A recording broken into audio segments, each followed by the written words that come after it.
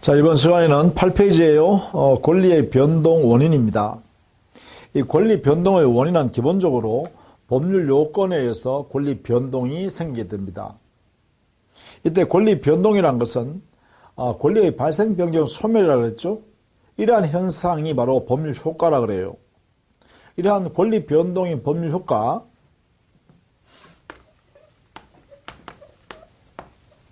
권리 변동인 법률 효과가 발생하기 위해서는 이러한 원인이 있어야 되는데, 이 원인이 바로 법률 요건이라고 합니다. 이 요건이 갖춰져야 효과가 이렇게 발생한다, 이런 얘기죠. 이러한 법률 요건을 만드는 하나하나의 사실, 이것을 뭐라 하냐면 법률 사실이라고 합니다. 이때 이 법률 사실이라는 것은 개개의 구체적 사실이죠. 이 사실은 한 개 한 개의 구체적인 사실입니다. 그래서 그러한 구체적 사실 한 개 한 개인 법률 사실이 모여서 법률 요건, 즉 법률 사실의 총체가 되겠죠. 이 총체가 바로 법률 요건에 해당되는 것이다, 이렇게 말할 수 있습니다. 자, 우리 교재에는요, 8페이지에 양갈로 2번에 갑이 자신의 토지를 을과 매매계약을 체결했다. 그래서 갑이 10억에 팔겠다라고 을에게 청약하니까 을이 좋다, 10억에 사겠다라고 승낙을 했다, 그랬죠. 그러면 이래 되죠. 갑이라는 사람이 을한테 청약으로서 10억에 내가 팔게, 살래? 자기의 토지를. 이렇게 하니까 이게 을이라는 사람이 좋다, 내가 사겠다라고 승낙했다는 것이죠. 이렇게 해서 보통 우리는 매매계약을 이렇게 체결합니다. 매매계약을 체결해요. 이게 체결하면 이 갑이라는 사람한테는 토지 소유권을 넘겨줄 채무, 의무가 생기죠. 이렇게. 동시에 여기에 10억에 사고 팔기로 했으니까 10억이라는 대금을 받을 수 있는 10억이라는 대급 지급 청구할 수 있는 권리가 생깁니다. 이렇게.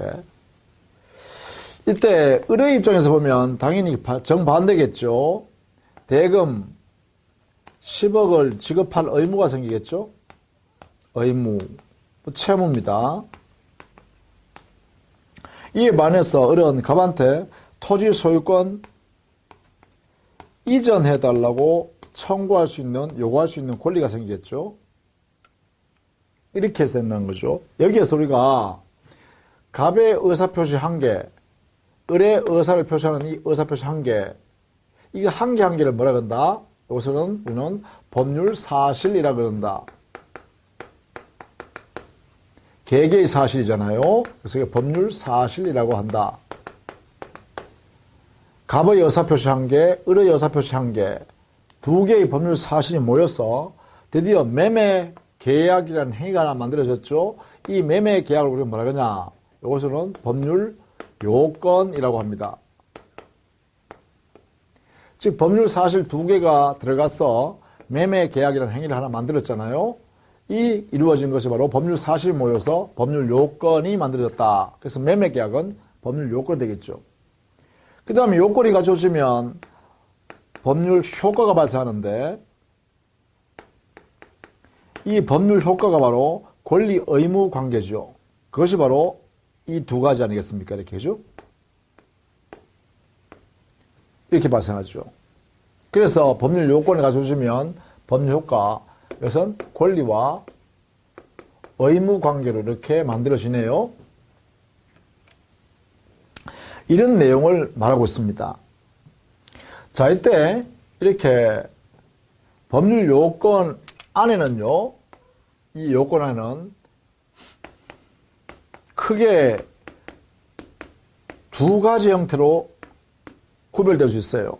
하나는 개개인이 이렇게 의사를 표시하여 행위를 만들잖아요. 그죠? 이 행위를 이름하여 우리는 법률 행위라고 합니다. 법률 행위에 의한 법률 요건이죠. 법률 행위에 의해서 이 법률 행위는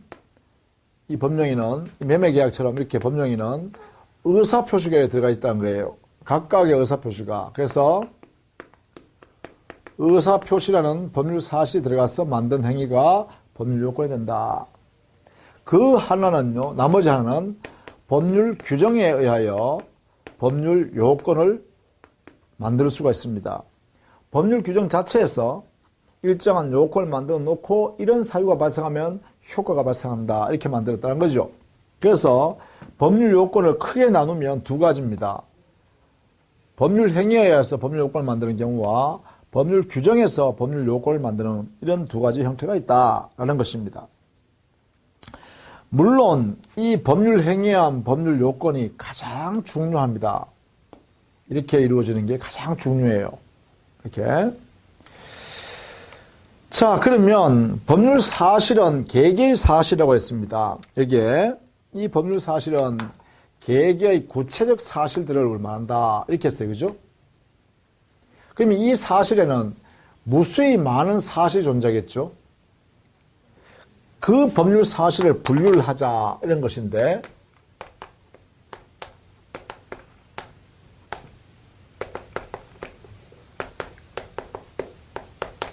분류를 해보자. 이게 이제 우리 교재 9페이지에 있어요. 이 법률 사실이라는 것은 법률 요건을 만드는 사실 한 개 한 개를 말하죠. 이 사실에는 크게 나누면요, 사람의 의식작용이 들어가서 만들어지는 용태가 있고요. 법률 사실에 사람의 의식작용과 관계없이 만들어지는 사실, 법률 사실로서 사건이 있습니다. 이렇게 이 사건은 사람의 정신작용과는 관계없다. 그래서 비정신작용에 의한 사실입니다.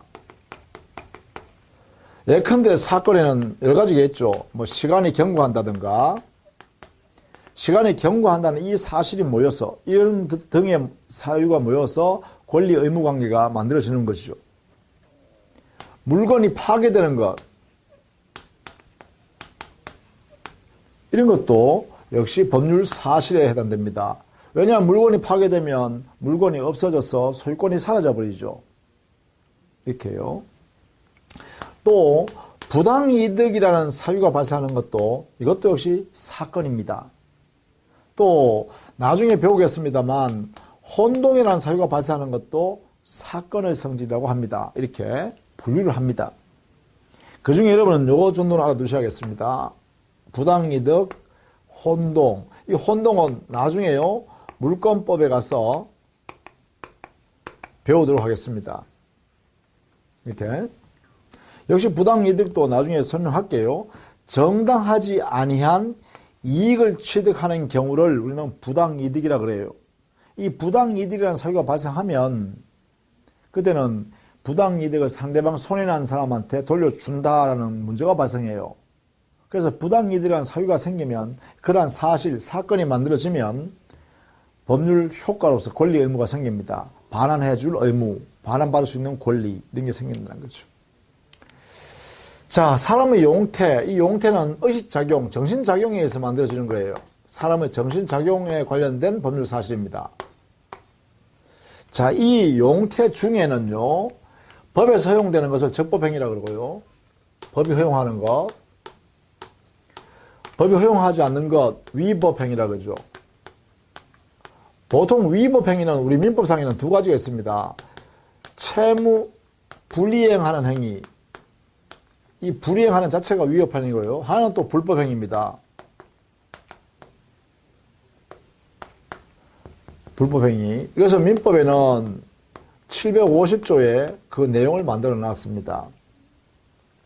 이것은 390조 이하의 채무 불이행 내용을 만들어 놨죠.